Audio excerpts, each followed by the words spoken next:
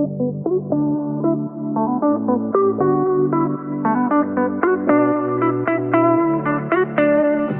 listening to the Reality of It All podcast, candid conversations about today's hot topics.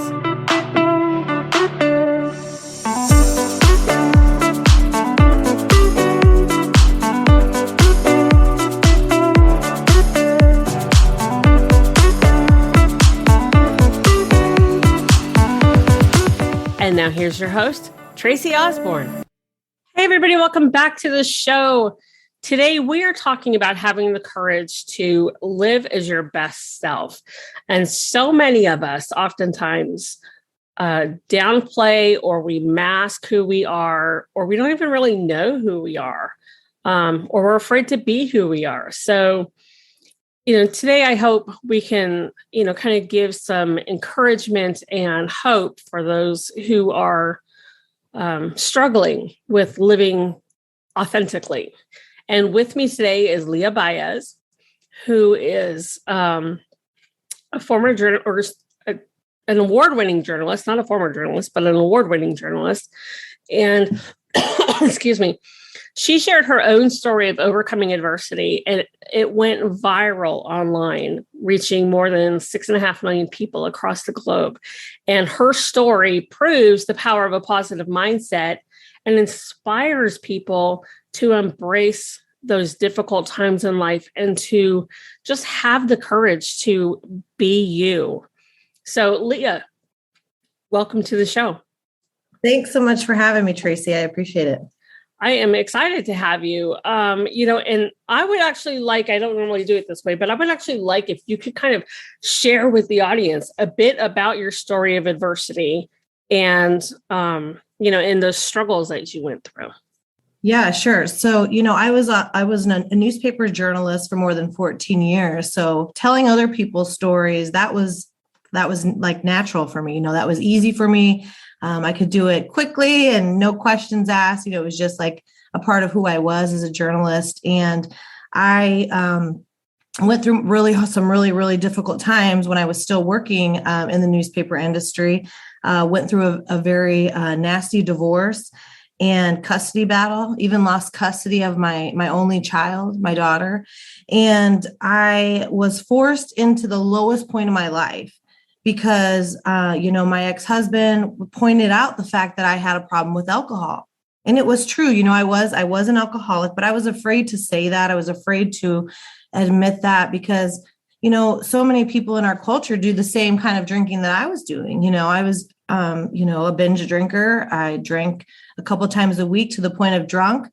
But, when you have to prove yourself to the court that you're worthy to be a mother, talk about the shame and the self-doubt and the emotion that just overtakes you. And so, I was really forced to be in the lowest point of my life through those hard times. And so here I was, this on the surface, very successful, an award-winning journalist. Academically, I'd always succeeded and excelled in all the things that I was doing. But underneath, I was struggling. And I didn't know how to bring those two to balance because I had never I'd never done therapy. I'd never done anything of that to heal things that I needed to back, things that were coming up for me from my childhood or anything like that. Because I didn't know that, my parents never went to therapy. That was just not normal. In our Mexican culture, we often, we have a strong faith and we believe our faith kind of pulls us through things, but we never went to therapy. And so I was struggling. I had some issues. And, it was really through those hard times that I was really able to, I hate to say it, but I often say to my ex-husband, thank you, because had I not been pushed down to that point, I would have never pulled back the curtain on what I was doing in my own life to hold myself back from being my best. And so, yes, the divorce, the custody battle, losing custody of my child devastated me. I've been through a divorce. I haven't had to go through a custody battle, thank God, but I can't even imagine how devastating it would be to lose custody of your child. That would kill me. So yeah, Yeah. It's like the only thing that I ever wanted to be in my life was a mother, and everything else I wanted to be as well. Like, I wanted to be a journalist. I wanted to, be successful, but it's like I wanted to be a mother. That was something that I wanted to be. And for someone to tell me that I was not good enough to be a mother, that I wasn't, in the right state of mind to be a mother. I mean, talk about soul crushing. So, during this time, having to deal with the divorce and all of that, you ended up having to move back home and back into your childhood bedroom. So talk to us a bit about the night that you realized or noticed the glow in the dark stars. Yeah, so I moved back home to get on with my parents to get on my feet financially because during the divorce proceedings, I had given up, I had agreed to leave the house because my ex-husband wanted to keep the home. I didn't want to keep the home anyway, so I was okay with leaving. But that meant, I didn't have enough money in savings, I was I was struggling, so I didn't have enough money to get a place of my own. And so my parents welcomed me home with open arms, and I'm very grateful for that. I'm very fortunate to have a family that has done that because I've heard many stories from many women, who didn't have a family to go back to when they went through something like this. And so I was so grateful to go home. But I will, admit, like going back home to my childhood bedroom, I mean, that's like a slap in the face in itself. It's like, I was already a homeowner. I was already, on my own. And here I am. Now they're like pushing me back to square one, and in a weird way, I believe like I needed to go back to home base I kind of like to call it, because I needed support. I needed love, unconditional love, because I was in a really bad place in my life. And so I was, it was like one of the first nights that I was in my room, and I had been crying myself to sleep just about every night because I was an emotional wreck. And I was in the same bedroom that I slept in as a child. And so, the room was still teal colored walls. I had painted them in like the 6th grade. And like, those glow in the dark stars were still on the ceiling. And it was so funny because they were still glowing too, and I thought that was kind of interesting. But, I wasn't thinking about what those stars meant to me yet. Like I was still just very emotional to be back home and to kind of feel just like, a failure, to feel like I had failed as a mother, as a wife. And so I was getting ready to fall asleep one night, and I just happened to something just kind of come over me. And I looked up at those stars, and I remembered that when I was a kid, I was in 6th grade, when I had first gotten those stars with my mom at Kmart. I miss Kmart. I miss Kmart, by the way. I know. Those stars were still, they were glowing up there, and they were just kind of like this weird, and I might have been just like hallucinating because my eyes were full of tears, but I felt like they were just twinkling at me and like, trying to give me a message, like to come on and, pull yourself up. And when I was a kid and I was in 6th grade, when I got the stars, I made a wish on every single one of them. I was, wishing for success and all these things. I remember I wished on one I wanted to be a professional ice skater. That never happened. That never happened. But so many of my dreams did come true, And so it just kind of reminded me, my dreams are still out there. Like, yes, I'm going through this very shitty time. Sorry, I don't know if I can say that. That's okay. This very difficult time, and I'm really emotional, but I can still be great. I can still have my dreams, and I can still do everything that I wanted to do. It's just going to take a lot. It's going to be a little bit, more difficult, but I can still do it. And so it was just like this little burst of hope that I needed. I needed that hope to kind of lift me up, because honestly, I felt like my life was over. And I'm gonna be honest, like I had these terrible thoughts in my head, like, is my life even worth living? I don't have my daughter anymore. Everyone knows I'm a loser. These are the things that I was thinking in my head. And I needed that little burst of like, come on, you got this, because I was so desperate for just, some inspiration and just some hope for the next day. Yeah. It's when you're down on basically rock bottom, it's tough. It is a struggle just to wake up and do what you need to do.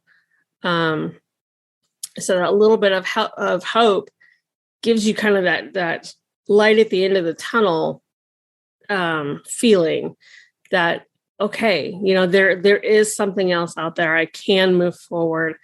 Can't go anywhere but up. So might as well start climbing. So, what did you do? How did you pull yourself out of it? So, magically things didn't just get better or anything like that. But, I did get the courage to, I decided, because when I was with my ex-husband and we were together, I'd always wanted to go back to school and get my master's degree. And there was always a reason why it was not a good timing for him. It was like financially, we shouldn't do this, or, there's all these reasons.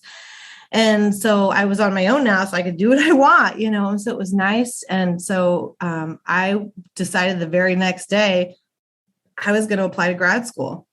And so I decided, hey, this is the hardest time of my life right now.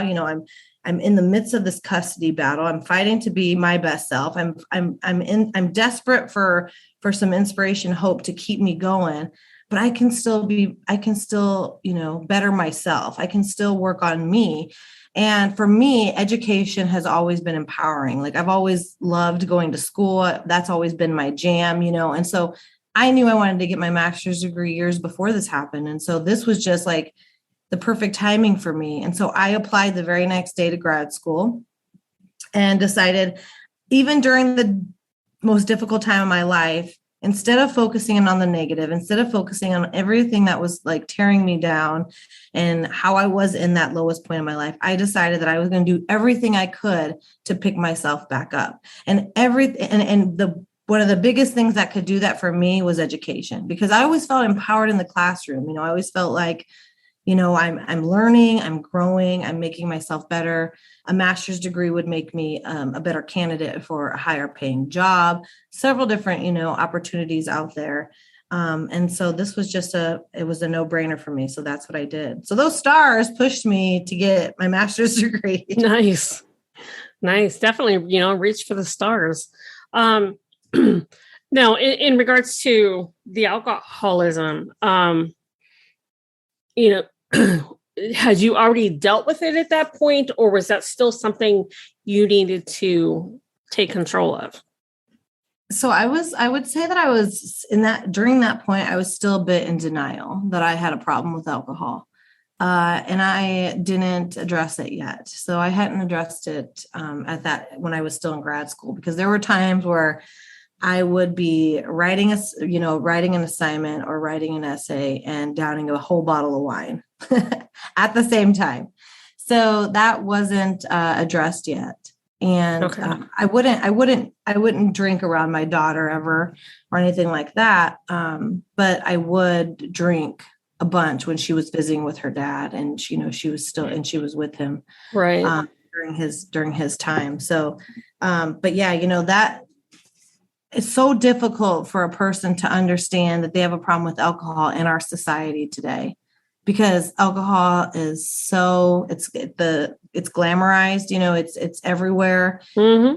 And it's so hard for people to understand that they have a problem, because so many people have a problem with alcohol. And so I felt like I was one of those people. I got drunk to the point of blacking out at times, but I'm not an alcoholic, and I was just in denial for a long time. Right. So it wasn't until a few years later that I had some a kind of a series of events that happened that I decided to give it up. Well, that's, I'm so glad that you did, for so many reasons, but I know that, like you said, it's everywhere. It's just kind of the norm, hey, after work, let's go down in the bar, have a couple drinks, or, have a glass of wine while you relax at night. Next thing you know, one glass turns into two, turns into a bottle. And I always joked that my happy hours would turn into the after hours. Yeah. I would start, after work, and then it just never stopped. And that was my problem. I never had a turn off button. I wanted the party to continue. I wanted to continue to socialize and have fun. And I wanted to keep going. And so, I was an alcoholic, and I am an alcoholic, but I'm grateful that, I'm more than 2 years sober now. And I will say that, to the topic of, living your best self, I knew for so long, Tracy, that I had a problem with alcohol, but I didn't have the courage to admit it because I didn't know how to do it. I didn't know how to stop.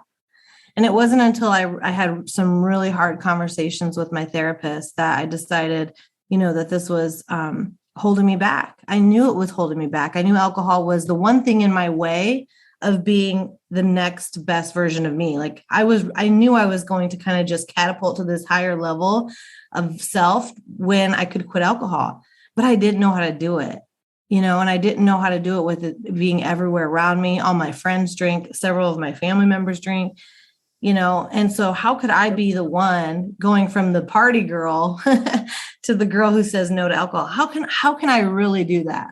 How can I make that happen? And it was so intimidating to me. And so it wasn't until my uncle passed away from cancer, and he was only 59, that I decided, how I said, I'm in my 30s, and if I only have, 20 something more years to live, am I really living the best version of me? Am I really living as my best self? And I knew I wasn't. And so that kind of made me rethink my decisions and my health. And I decided to quit. And it was a very spiritual experience for me. It's very, I felt like he's my guardian angel. I felt like my uncle was kind of pushing me to quit too. And so I just quit. And so November 7th, 2019 is my sober birthday. And it's been so incredibly eye-opening and amazing. And I've done so many great things in just that short time, 2 years, that I can't even believe that I've wasted so many of my years, living unhealthy. But I'm just really fortunate that I'm, only 39, and I still have several more years to live as a sober, healthy person.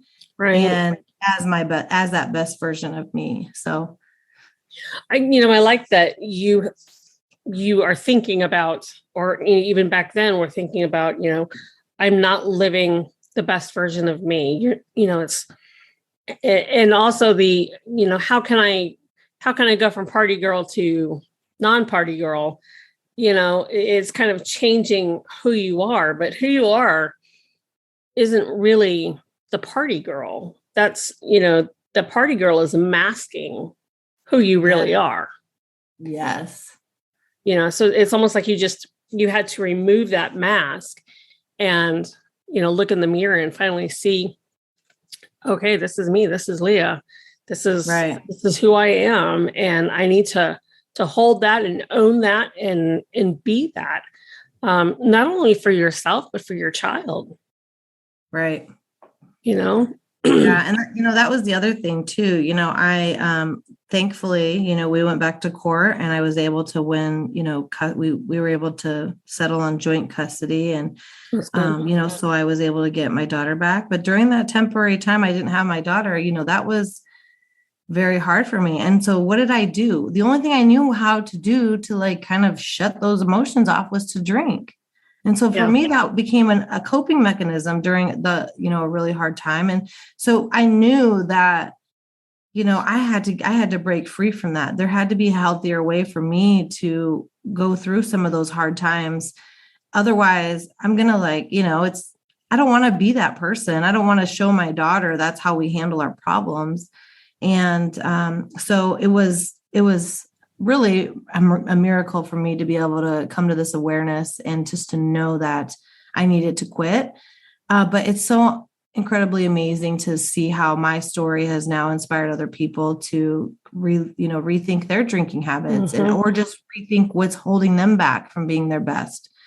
And I am fortunate I get to speak at, different events and talk to people. And I actually had time to publish a book, Tracy. I would never be able to write a book if I was still drinking, That's right. A star for Stella. Tell us about that. Yes. So A Star for Stella is just my memoir through those darkest moments of it kind of takes you through a tragic evening of why, how I lost custody of my daughter in the first place, and really just follows me through moving back home, deciding to go back to school, and then just really finding myself and realizing that I was an alcoholic and I didn't know how to admit it. And kind of my course to follow me through this journey of admitting that you have a problem, but then finding what's in your way of your best self and breaking through that. And that's what I did with alcohol. For me, whenever I would drink, it would end up turning into, terrible things happening. Like, I'd end up wanting to do drugs, or I'd stay up all night, and, who knows, but it was just like all these domino effects of problems. And I didn't know how to eliminate the alcohol. It's like, so if I can just eliminate the alcohol, I could live a better life. And so it kind of details some of those wild nights, and it just kind of takes you through my journey of finding my best self and being the best I can be for my daughter. And, it was a really emotional journey to write that, because I had to go back to those nights and back to those really hard moments.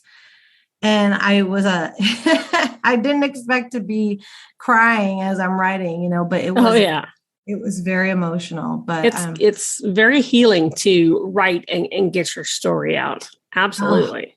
Yeah. So but, healing. You said something, and I want to make a note of that. You said, if I'm an alcoholic, how can I live my best life? Or, if I drink, how can I live my best life? And that made me think, my problem is with food, and my masking is the food thing. And, it just got me thinking, because I've been thinking about that a lot today,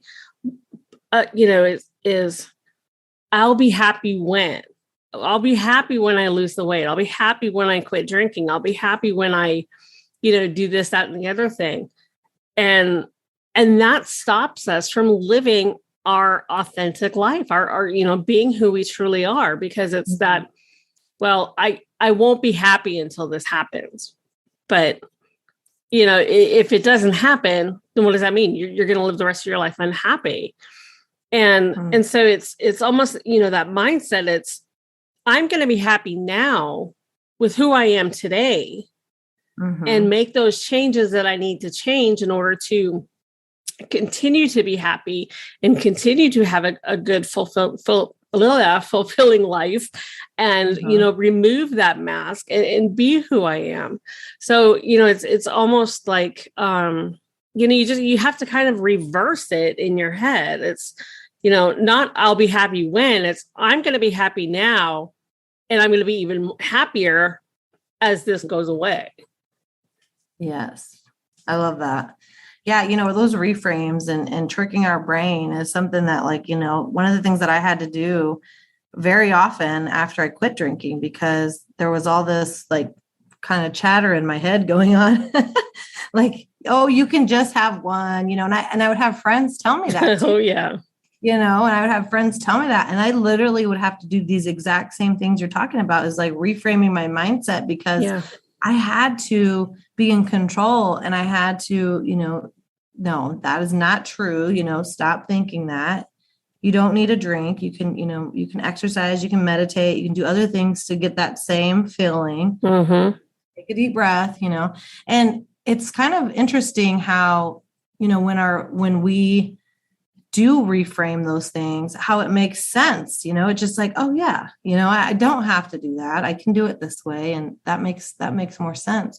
But I feel like we're so wired a certain way because of society and everything around us. We have to be skinny to look pretty. We have to, exactly.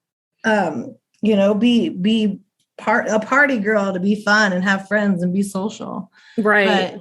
But, it's really freeing when you can do those reframes. I will say that it's very freeing when you're in control, and you can, take back that mindset power.